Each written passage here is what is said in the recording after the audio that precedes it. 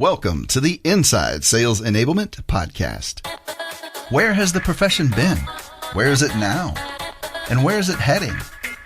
What does it mean to you, your company, other functions, the market? Find out here. Join the founding father of the sales enablement profession, Scott Santucci, and trailblazer Brian Lambert as they take you behind the scenes of the birth of an industry. The Inside Sales Enablement Podcast starts now. I'm Scott Santucci. I'm Brian Lambert, and together we're the Sales Enablement Insiders. Today we're going to do a special edition to help our audience be the most equipped and prepared to navigate these trying times. Insider Nation, we're going to focus this episode on helping make sense out of what's going on, explaining what you should expect to happen, providing you with actionable insights you can take on and in order to help your business improve. And I'm going to hand it over to Scott in a minute, but before I do, I want to orient you to the flow of this call. What we're going to do on this episode is run a panel of amazing experts whom we will introduce. This conversation is going to be pretty strategic in nature to provide you with a lot of context and clear ideas. That's right, Brian. As part of our panel, what we're trying to do is create a format. There's so many different variables going on. We want to be able to give you lots of perspectives, the opportunity to synthesize it, and the perspective and the voice of sales might react to it. Yeah, that's great. I love that. And we've got quite a diverse group today. And as part of Insider Nation, you know that Scott and I are encouraging you to wear this bifocal lens, balancing strategy with tactics. And at the end of each section, I'm going to summarize this pretty strategic conversation into something that I believe you should take away and what it really means to you as a sales enablement leader. Scott, why don't you introduce folks to our listeners? Okay, so let's get started. So we're going to introduce our panel, and I'm super excited that we have friends, friends of the show. And when you get to introduce these folks, you're going to be really impressed as well. So first up is Dr. Howard Dover. And actually, it was Howard's idea for us to do something like this in the first place. So if it goes well, he gets all the credit. And if it goes poorly, it's clearly Brian and I's poor execution. That's right. Oh, that's the way things roll. But I first met Howard at the founding meeting of the Sales Enablement Society at the Breakers in Palm Beach in November of 2016. And if you know anything about that, there were 100 people there all trying to figure out what is the sales enablement thing? Should we form a volunteer organization to share information? And there were two economists sitting at a table together. Of course, they didn't go and mingle. I was there too, and I'm not sure. You're not including Howard in that, are you? Was he an economist or a professor? Did I say economist? I meant so there we go. I meant academics, right? Two there. That's all right. I got you. You're gonna have to buy him a drink now, though. He's a classically trained economist turned sales and marketing professor.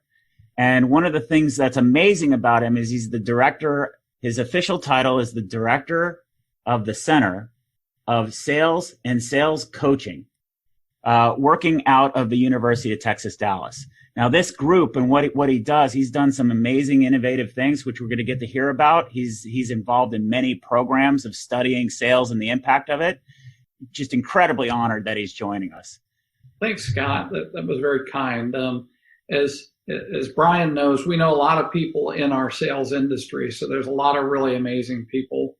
And I remember the experience I had to go to the Breakers. A good friend of mine that I do research with, Rob Peterson, and I were studying sales enablement. And when we saw that conference, I got on the phone with Rob and I said, "Hey, we need to go." And he said, "Are you kidding me? We don't have expense accounts. We can't go to the Breakers." And I said, just go figure out. I'm going to be there. You need to go. And the two of us showed up. And I remember Scott was saying, something. Many of you know Scott. So Scott was talking and he was trying to get the group to discuss. And he was sitting kind of right next to me. And I just looked at him and I finally just said, we're acting like this whole thing's going to stay the way it is. So we at UT Dallas, we obviously we were part of hosting your first conference here in Dallas to allow the first Sales Enablement Society event. And so that's enough about me. I'm sure we'll get into other details in a little bit. Yeah, so let me add a little bit of color to that moment. What was actually happening is Scott wasn't talking. Scott was facilitating a lot of dialogue with a lot of people, Mr. Dover. Yeah. I degraded the doctor there on that part. But really what happened is we got into this point of a lot of people were talking about things the existing way. And Howard asked the question, well, why are we assuming we're going to be organized the same way that we've always been organized? And that's a great question. And to me, that's the value of having lots of perspectives. Nobody in a corporate world would think to ask that question. And having the courage to put it out there allows us to think. And this is the kind of value of having multiple perspectives and bringing it together. So the next panelist I'd like to introduce is Kunal. Kunal Metha. And Kunal and I have worked together consistently since 2008. He's held many sales enablement and operational roles in companies like HP, VMware, Informatica, and Infoblox. He was actually a regular attendee of the thing before the Sales Enablement Society. The official title was the DC Local Area Sales and Marketing Networking Group, which of course our members turned to the Sales Enablement Society, which is way better. But he was very much participative in those. He's a systems thinker and a design thinking advocate. He's actually been to a lot of that training, and it's very interesting to hear him talk about design thinking and me being in the role to actually translate and say, well, I can speak Kunal. He means this. Today he works for TCV, which is a leading private equity firm. If you don't know TCV, they're the money behind Netflix and Airbnb. This is a business that really, really knows what they're doing. In his role, he works with CEOs, sales and marketing leaders. So his focus is on the commercial process, and he sits on board meetings and is constantly working with portfolio companies around sales and marketing. So welcome, Kunal. Would you give us a little color about your background? Thank you, Scott. Thank you for that really wonderful introduction. I remember when we met, it was around my birthday actually, and my daughter had just given me a pen which wrote underwater, and I remember thinking like, man, if I'm underwater, I got bigger problems than thinking about what I'm going to write. But I felt that way about my onboarding program at HP, and I remember being past your presentation that you had just given, and I was like, wow. Somebody gets me and gets my problems, and I got to meet Scott, and we arranged for an analyst day with you in your office in McLean. That's right. And it's we've been continuing to work with each other since then. That's right. Excellent. I want to tell a lot of other stories. We've got a lot of war stories to share, but we got to we have a bigger agenda here. So finally, I want to share Lindsey Gore. So first of all, Lindsey's role in this isn't necessarily a panelist, but she's here to keep us honest. And so I want to make sure that we're very, very clear Lindsey's role in this podcast. But I actually met Lindsey during a client engagement. When I was working at Forrester, I'd been hired by NetApp to run a sales boot camp. I don't like saying teach, but to help introduce concepts to help the sales force sell to cloud. And I always run in, so I'm a huge, huge fan of AREPs, and you can tell them immediately because they're the ones that ask you the hard questions. And Lindsey was one of those people during the breakout sections was like, well, what's this for? Will this really work? And ever since then, we became good friends. What we do is over that period of time, she's been in roles at Nimble, and now she's at Microsoft. And we've had a lot of opportunities to talk about what's really going on in the trenches. And one of the things that we're really focused on is really trying to raise awareness and grow understanding around this English to English translation problem, which I'm hopeful she'll join us for a podcast exclusively on that. But I want to just frame out what our perspective is, because ultimately, if dots don't connected, none of these ideas work.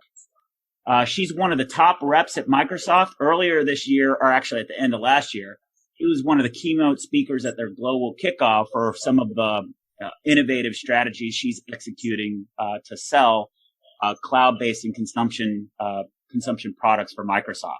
Thank you so much for joining us, Lindsey. Could you tell us a little bit of background about yourself? Yeah, thanks so much, Scott. I appreciate the introduction. I will say that, our relationship over the years has started at NetApp, and I've been at EMC, Nimble, and Microsoft since then. And it's been incredibly helpful to me to try to understand, a lot of times my customers are saying things to me, but my commercial process internally, it doesn't necessarily align with what my customers are asking for across, multiple different companies that I've worked at. So really trying to figure out, how to align the messaging. Why is so much of that translation sitting, with me in the field, and how to think about that stuff. So you've been incredibly helpful in terms of just sort of understanding that there's a much bigger picture context. So really excited to hear this panel today and think about what you guys are talking about and seeing from a broader level than just my view from the field. Excellent. So with that, what does this have to do with responding to the events around? So we've assembled this session, and what we're doing is we're tackling what's going on and what should sales enablement do about it. So before we do that, we typically in our show frame things out. And after the collapse of the Soviet Union, there was a memo in 1990 written in the Pentagon that has become what we now know as VUCA. And really what it was a prediction of, goodness, we were all focused, all of our attention on one thing, one big bad thing, the Soviet Union. Now we have lots and lots and lots and lots and lots and lots and lots of unpredictable factors that we have to be aware of. So VUCA stands for volatility, uncertainty, complexity, and ambiguity. And the difficulty that we run into is none of us really have a strategy for handling it. And what happens when human beings in general get overloaded or have to deal with unknown, we have one of three responses. We fight it, we run from it, or we freeze. And neither of those are good strategies in a downturn. So what we're going to do is we're going to apply some thoughtfulness here to provide some structure. And the way that we're going to go tackle this is we're going to say, first, let's talk about what's really going on. So with volatility, instead of always reacting to events, let's just pause, slow down to go fast. With uncertainty, it's to factor in, maybe we don't know for sure exactly what's going to happen, but, we could probably figure out common patterns that have happened in the past and predict what's likely to occur. With complexity, it's really two variables. The number of interconnected parts, and today human beings are so interconnected with each other, we have to factor that in. And then also how many moving parts there are. And then finally, with ambiguity, this is one of the things that Lindsey and I talk a lot about, is that human to human connection. There are so many different people involved. All of us look at it through a different lens. How do you make things clear? And in order to do that, that's what's valuable about having different insights. So the first thing that we're going to tackle is what's really going on. So let's timestamp this. As of March 19th, here's where we are. The stock market has lost all gains during the Trump entire administration. So basically, we're back to where we were 4 years ago in terms of the stock market. $4 trillion of market capital has been eliminated. Another thing that's going on is the Fed. So if you know what the Fed does, the Fed is one of the drivers of the economy, and they have a lot to do with banking. The Fed on Sunday dropped the basis points or dropped the lending rate 100 basis points. So what does that mean? It's just a measure of significance. Let's put it into context. At no point in time during the last recession did the Fed drop basis points that much. Another thing that the Fed has done is that they have authorized the printing of $1 trillion of money. To give you frame of reference, during the last Great Recession, they only printed $2 trillion over that period of time. So the point is the Fed is taking very aggressive stances to what's happening. Now, the question is, what is happening? We have two events happening at the same time. So Dr. Dover called me out on one of the LinkedIn posts trying to share, some of these facts was, hey, you only highlighted responses to COVID. We also have this gas crisis or looming gas uncertainty too. And markets hate uncertainty. They hate it more than anything, which we're going to hear from Kunal. So as a lot of the attention happens to what to do with COVID, how to wash your hands, how to treat people with empathy, what we want to do is figure out what's going to happen with business and what responses we should be taking so that we are more productive or proactive in what actions we take so that we find the tactics that work. The last key fact to share is if you look at analysis across Wall Street, they are projecting an 8% decline in GDP this quarter. Many people think that's a conservative estimate about what's happening. We have the SMB space is pretty much shut down.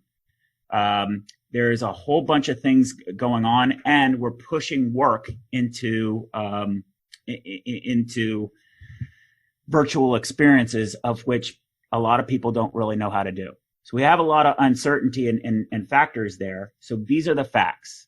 What I'd like to do is ask Dr. Dover to share his perspective, and then also get from Kunal his perspective about what they're seeing in each of their perspective lenses. So Kunal, you are in the best position to comment on these things. You work for more or less a microeconomy, if you will.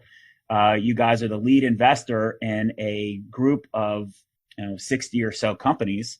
Tell us what your point of view is and what's happening within your company.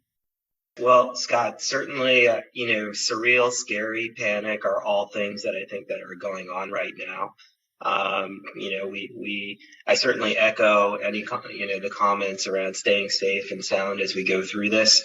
I'll start with a quick story, and then we'll kind of rotate into, the three areas where we see most of our conversations. But I actually live on a horse farm, and my favorite horse ever was this Midnight Loot, who ran this spectacular race in 2007, and he started dead last. But he ended up smoking the field, and they were going to originally scratch him because of bad weather conditions. And I think it's a good analogy because our response overall has been slow, but you see like a stronger and stronger sense of response and a more organized response. And I think we'll come out much stronger out of it. The three areas of focus where most of our conversations are: one, the health and safety of folks and making sure, one, they're comfortable working and can get to work from home in an efficient way. There's, if you look at just the basic, there's actually no monitors left to order. If you go and try to order one, some of these basics just don't exist. There's a lot of questions around how do we get transparency? How do we ensure effectiveness? How do we ensure teams are motivated? One really interesting fact that we're seeing from kind of a shared sales development perspective is the connect rates on calls have never been higher. They're like orders of magnitude higher. So people are answering the phones right now, and you do see people taking calls and scheduling meetings. So those things are still working, but that's just health and safety, and getting people to work remotely are probably one area. The second one that we're spending a lot of time on is just ensuring financial resilience, which is working with companies around cost discipline and cash and liquidity scenario planning. And the scenarios, depend on the level of severity that we potentially see here with the COVID and the oil crisis, I think that you mentioned. In terms of business strength, if you watch the news, there's some really bad numbers out there. The best quote I heard, which is from one of the leaders at VMware, is like, this is going to pass. but it's going to pass like a kidney stone. So anytime you see, the other kind of takeaway that we're providing, the portfolio is anytime you see a massive constraint on a system, it opens up the opportunity to be massively creative as well. And you're seeing tons of that in the portfolio right now with how quickly they're going virtual, how they're driving, they're continuing to be productive with how they go about getting business in a challenging environment. Excellent. Thank you, Kunal. So here's basically, I'm gonna restate what I heard and replay what I did. I'm gonna put words in your mouth, spit out what doesn't fit. What you're seeing in terms of TCV, in terms of the among the portfolio companies, so a sample set of about 60 companies, you're seeing in general a lot of anxiety and concern. And in terms of guidance of what your company is telling them to focus on are these three things. One, make sure the health and safety and mental well-being of your employees is a priority. Two, make sure that the liquidity of your business and the financials, you have financial resiliency and, taking care of those things. And then the third thing is, once you get over the hump on those things, any kind of stress to the system creates opportunities. Please look for them. Yeah, I think that's a good way to put it, Scott. I mean, if you look at the financial crisis of past, the best companies have been able to gain a lot of market share in that time period. So how do you quickly focus, instrument your go-to-market to focus on really one or two things that get the company moving in that direction and on a dime? Yeah, I got to tell you, for those of you listening, it's hard for me to follow daily. So I talk to Kunal maybe every other day, and it's a avalanche of data. So it's hard to sort out what's happening, but that's the speed at which things are occurring, and we need to be flexible and learn ways to process it, which is a great segue into Dr. Dover.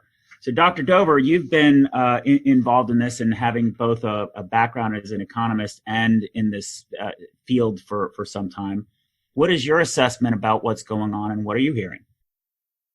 Well, I think a couple of coming back to your moment. Oil and gas is if we just took oil and gas, mm-hmm. if we just took the shock from oil and gas, we'd be having some discussions about the economy. So, I mean, you look at this, you've got the Fed that's in unprecedented territories. You've got the stock market. You've got pretty much the shutdown of the S&B market, as you've already defined. And then you've got this, as you described, this movement of work to home. But I want to throw in a couple of data points that probably everybody hasn't been thinking about. Excellent. So SDR growth, so the sales development rep growth, according to a LinkedIn report, they have the data. They know how many people have an SDR role. 2018 report showed 580% increase in the number of SDRs in the United States. I actually did an analysis over the last 2 years with LinkedIn data looking at the economic graph. While we've had a headcount reduction in 20 of the major cities over the last 2 years, we've only grown 5% in the sales role, but we've grown 78% in the sales development role. If you take the 580 and you add the 78%, on top of that, you're looking at a 10-fold increase in the number of people who are trying to do outreach right now. Then you add to that the amount of tools and the automation through sales engagement platforms, which are now becoming the new rave, to automate the motions and the flow of those SDRs. We've never been at a higher capacity to communicate at a magnitude to the buying community. And so some observations I've been hearing. So those are interesting things that we'll get back to realize that we have just staffed up to a level to amplify and communicate like we've never been before. And we've actually reduced the amount of salespeople, but increased the number of people trying to communicate to us. Sounds like we're plowing the field with mechanized machinery, right? Mm-hmm. Mm-hmm. What I'm hearing from the field right now is conversations and meetings, just like Kunal is saying, that the conversations are going up. Here's the interesting question, though. Are the conversations going, and is there revenue flowing? There's a difference between having conversations with people who are trying to figure out how to stay busy. And conversion. And actual revenue, because I think anybody who is at a strategic level doesn't have, if they're having a conversation with you, you're in their critical path.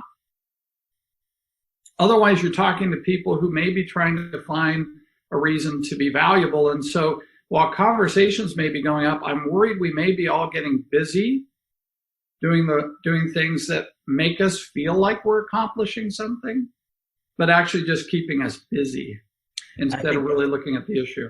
I think that's really insightful, and I want to connect a few dots. So I'm going to put words now in your mouth, just like I did Kunal, spit out what doesn't fit. So here's what I heard. I heard a massive increase into our outbound communication capabilities that you've observed over a period of time. That's number one. Number two is the question is, has that been productive to driving revenue growth? That was a question before the downturn. Mm-hmm. I think your question that people should ask is how's that going to translate now that we're in a downturn, and what happens next? Is that fair? Sure. Okay. And then the next thing that you mentioned was the plow. So not everybody knows your analogy, which is an amazing one. What's great about having economists and academics is they get to study things and study trends, and being never say anything derogatory about Texas around Dr. Dover or his wife. Who did that at Eli's session at that last? Oh my gosh, it was the Alamo. It was you, Brian. It was me. Yeah, I did apologize profusely, and then I went and visited. He did. Yes, we made him go to the Alamo with us afterwards. It made him learn the history. But at any rate, being a Texan, that Dust Bowl really hit Texas. And if you know about the story, what happened is the agricultural people over mechanized, and they over plowed, and they didn't do crop rotation or some of the things that we all know and take for granted today. And that led to disastrous economic conditions. Howard has used that. I've heard him. It's amazing. Maybe we need to get you on here and just sort of walk through that story for our listeners sometime, to say, you know what, this looks eerily similar to what we're doing in sales and marketing, and we should heed this. But here we are in the Dust Bowl. So what now we want to make sure what were some of the causes that happened, and how can we get out of it? And I think it's a heck of an analogy. And Kunal, it sort of maps to some of the things that we're seeing about marketing spending money on demand generation, sales groups building up their own BDR groups. And then for an investor, it's like, oh my gosh, you guys are double spending to get leads, but you're not closing business. Is that right? Is that 100%? 100%. Everybody, every silo's got their own, use things with their own lens, and is trying to accomplish the goal their own way without kind of cohesively working together. So what I want to do is I want to call out and share a couple of my observations, and then we'll move on to our next topic about what we'll predict is going to happen. So both where Kunal and where I'm alike with, and then maybe this is probably why we're so close, I'm very much a systems thinker like Kunal, and I can go in, and maybe it's because we both have sort of an engineer's perspective, like to look at the mechanics and the data, et cetera. And where I could talk for hours, and we have with Dr. Dover about history and lessons learned there. So I think we have a colliding force. So here's one thing that I've done over the past. There's a history of recessions that we've got, and each one has their own different characteristics. And what I try to do is plot out what are the driving forces behind our characteristics. And unfortunately, it looks like we have two variables that are going on. So in a lot of ways, the responses to the economy are similar to 2000 or 2001, the 2001 recession brought on by 9/11. Massive, massive, massive fear that is safety and security related, caused by a massive shutdown in terms of travel. And what happened in that economy is a lot of cost takeouts and some micro bailouts, but we actually got out of that way quicker, except it never felt like that because people were too scared. So that's one thing that I'm saying, these patterns look very similar. Now, the other variable that is more concerning is we had two economic crises in the 70s that were driven by energy. And those were much more volatile. So we didn't have OPEC taking oil prices up 400% like they did in the mid 70s. But we have uncertainty. And two of those things together in an economy that's more interconnected than it's ever been before are things to cause concern and to take a step back and review what these variables are. So I think these are the factors that we've got. Before we close out and move on to our next topic, Lindsey, as a salesperson who's stuck in the middle, in my opinion, you're our future, right? If it's not for salespeople, have to carry the economy moving forward. You've got to get spending happening, right? So as you putting the entire weight of our future on your shoulders, what do you see that's happening, and connect the dots for us of what we've discussed? Yeah, no, that was you guys had some really great and interesting points. I would say, at my customers right now, they either fall in a couple different categories. One, which the category that they're in is grocery. So their business is getting hammered right now in terms of just busy and activity. And they're just trying to, sustain the increased level of activity that they've needed to operate within. So point of clarification, when you say hammered, are they being hammered financially, or are they making money? They're making money. So they're trying to keep up with the demand. And I don't know that, honestly, it'll be interesting to see where they go over time, because I don't know that their supply chain and their systems are in place to ultimately operate at this level for a sustained amount of time. So I think for them, there might be some interesting opportunities to be creative emerging out of this to build more resilient systems. Mm-hmm.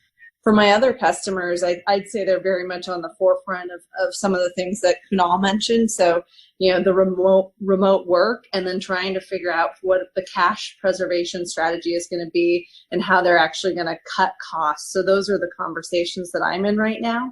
But really, they haven't gotten to this point of what's the opportunity that's coming out of it. It's a very tight knit group of leadership that's trying to figure out what is the corporate direction to keep the lights on and be able to, mitigate all this uncertainty that we don't know how long it's going on for. So I would say those are the things that I'm seeing across my customers at the high level, and then absolutely agree in the increase in conversations with people who are just curious to learn. And I'm also concerned about actually engaging in conversations that's going to drive to revenue. And a lot of the areas that we're starting to focus on messaging around is really, are there things that we could do in the short term that's going to save or money and enable operations? That's awesome. So what I'd like to do is, from your own perspective, right? You're a human being, right? So I hate to put you on the spot. You're the only one that's being asked to say, you personally, how are you reacting? But you're a human being, right? So you represent what's on the money on sales. How do you balance the anxiety, and how do you get up in the morning and get prepared? And what do you think your job is for your customers and for your company? Yeah, I think right now a lot of it is just about showing up and trying to, meet people where they actually are, and be sensitive and figuring out, what are the key projects that are critical to business and being driven by leadership that are short term. And, those are the things that we're focused on, aligning resources to support our customers around. And then what are just some of the general sort of ongoing relationship type conversations with folks who do want to continue to educate themselves, but who knows what they'll be able to actually execute in the near term. So trying to juggle across both of those things, and then of course being concerned for myself and my family, and managing the new reality of sitting at a desk all day on nonstop calls, and looking forward to the weekends to be able to catch up and figure out what's going on in all this uncertainty for myself personally. So one of the things, hopefully those people who are listening are going, gosh, I wish all our salespeople were like Lindsey. I hope Howard and Kunal, you're going, wow, how the heck do we get her into other companies? Maybe we can create a bidding war for you between Microsoft and other folks. But I think the thing that to highlight here is think about that Lindsey's just one salesperson. I'll tell you one thing about Lindsey. Lindsey really loves to learn about strategy and tactics because she wants to align with her executives. She believes that if she can help influence that's going to help create a lot of downstream purchases.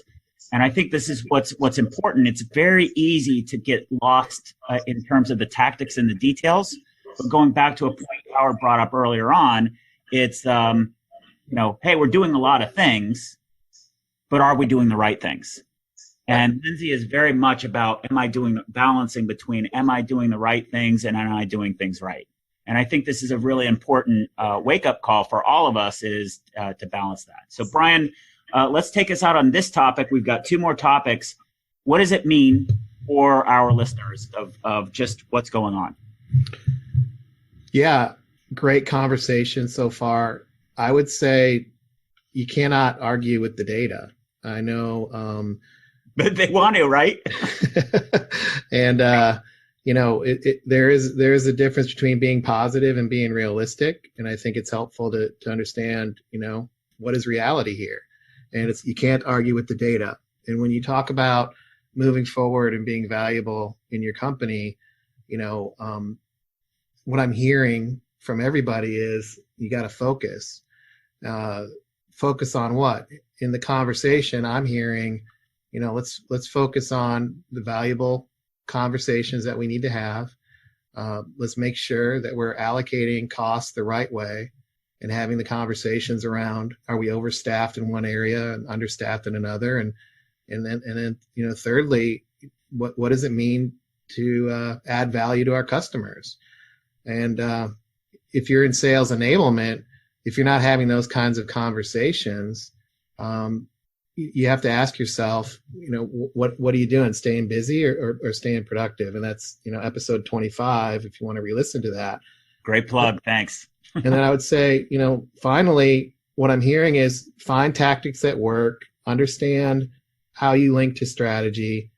Like Kunal said, instrument and understand your role in instrumenting go-to-market. And like Howard said, move faster and move more precisely. And what are you doing to help revenue flow? Not just have conversations, but revenue flow. And you have to be able to answer that. And that's what this first section should mean to you as a sales enablement practitioner and leader. Excellent. Thanks for joining us. To become an insider and amplify your journey, make sure you've subscribed to our show. If you have an idea for what Scott and Brian can cover in a future podcast or have a story to share, please email them at engage@insidese.com.